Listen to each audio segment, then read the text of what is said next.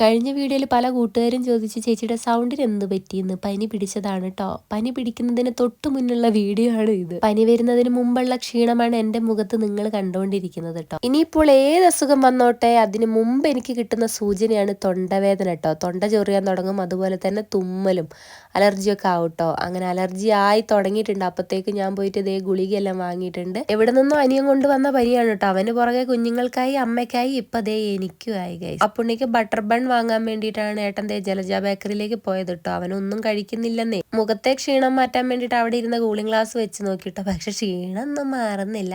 ഞാൻ cooling glass വെച്ചപ്പോൾ ഏട്ടൻ ദേ അവിടെ ഇരുന്ന വേറൊരു കൂളിംഗ് ഗ്ലാസ് വെച്ച് നോക്കുന്നുണ്ട്. പിന്നെ നല്ല ചില്ലായിട്ട് ഞങ്ങൾ അങ്ങനെ പോയി.